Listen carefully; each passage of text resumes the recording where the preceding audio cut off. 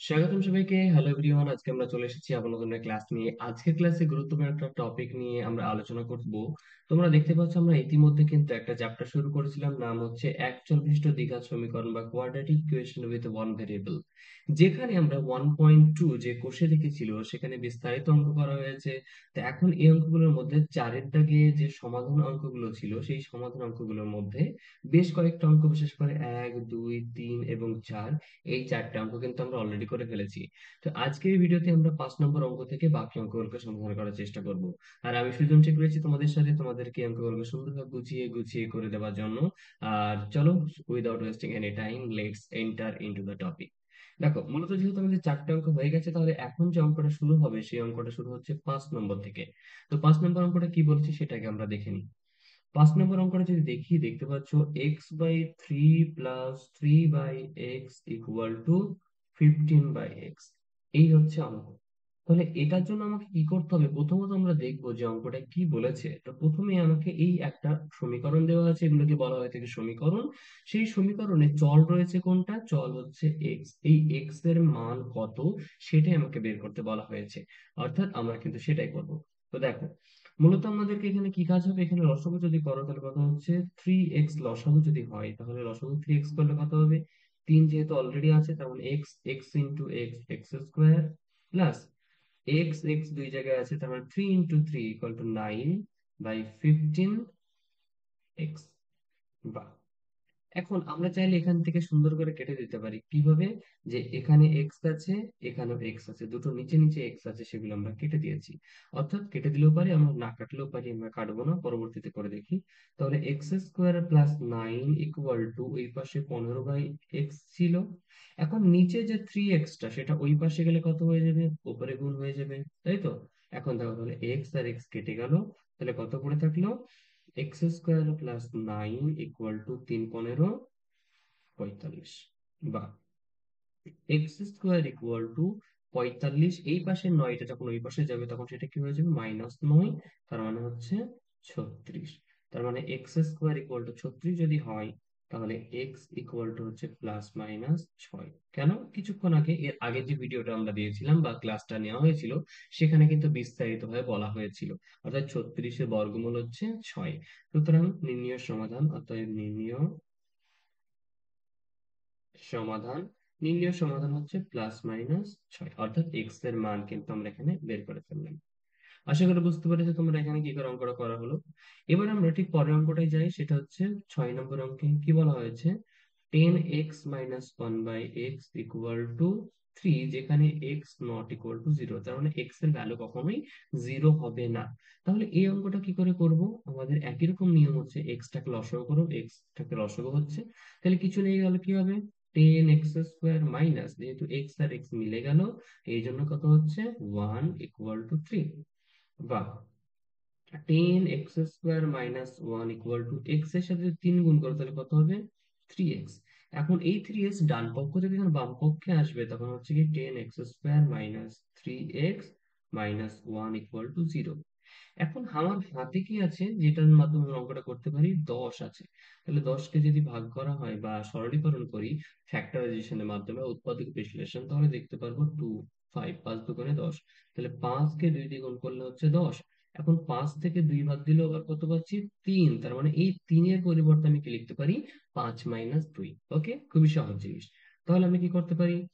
10x² - 5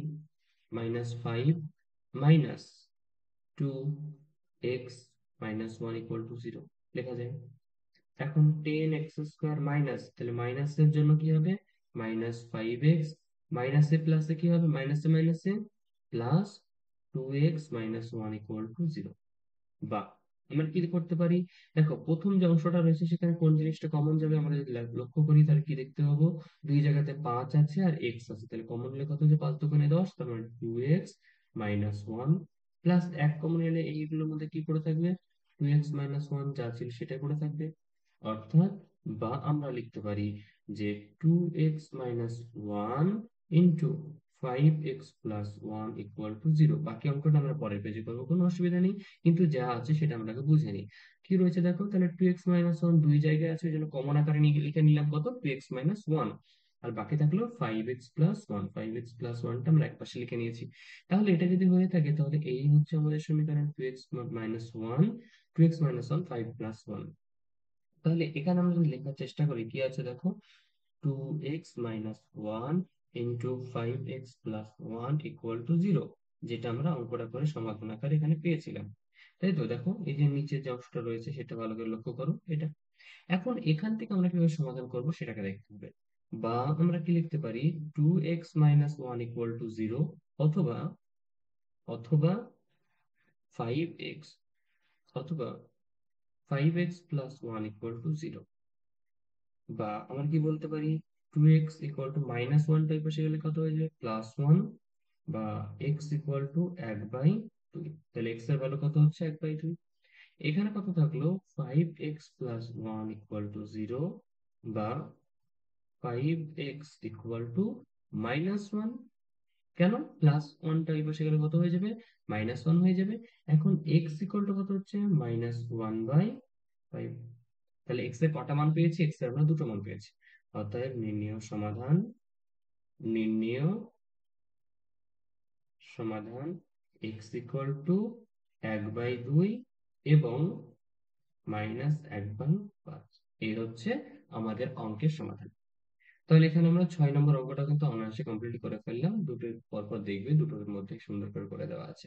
আচ্ছা, তাহলে হয়ে গেল। এবার আমরা 7 নম্বর অঙ্কটার দিকে যাই।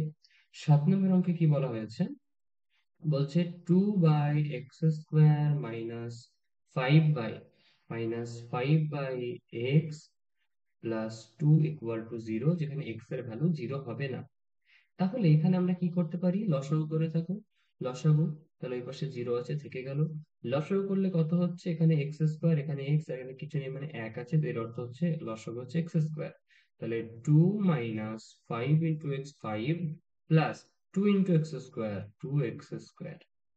বা আমরা যদি কোনাকুনি গুণ করে তাহলে কত হচ্ছে, 2x²। আচ্ছা, আমরা সাজিয়ে লিখি তাহলে কি হবে, সাজিয়ে না লিখে আগে যেমন আছে, -5x plus 2x² equal to 0, into, দেখো এই নিচের x² আর 0 গুণ হয়ে যাবে, তো x², কোনাকুনি গুণ করে দিয়েছি। তাহলে কত হচ্ছে, সাজিয়ে লিখলে এটা আগে লিখবো আমরা। তাহলে 2x² -5x plus 2 equal to, আর কোনো কিছুর সাথে 0 গুণ করলে সেটা কত হয়ে যায়, সেটা অবভিয়াসলি 0 হয়ে যায়, লিখে দিয়েছি। তাহলে এখন কি পড়ে থাকলো, 2x², তাই তো। তাহলে দেখো 2x² -5x প্লাস 2। এখন এখানে আমরা একটা জিনিস লক্ষ্য করতে পারবো যে 2 আর 2 আছে, তাহলে 2 গুণ 2 করলে কত হয়, 4।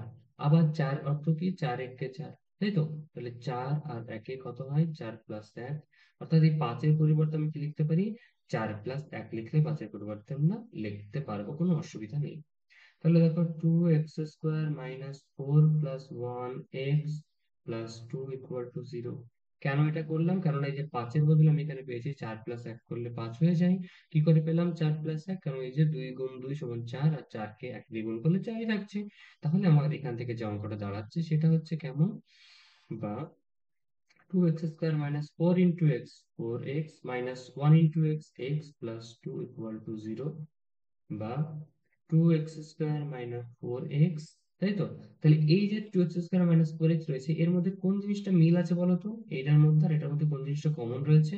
আমি যদি ভালো করে লক্ষ্য করি, এখানে 2x কমন রয়েছে, তাহলে 2x কমন নিলে কত করে থাকবে, x minus 2, আর এখানে -1 নিলে কত কি হবে, x minus 2 equal to 0। তাহলে এখন এই যদি হয়, তাহলে এখন আমাকে কি করতে হবে, আমাকে জাস্ট একটা ফর্মুলা অ্যাপ্লাই করতে হবে, যে যদি এমনটা হয়ে থাকে, অর্থাৎ এখানে দুটো আছে, তাহলে কমন কোনগুলো সেগুলো নিয়ে নেবো আমরা, অবভিয়াসলি।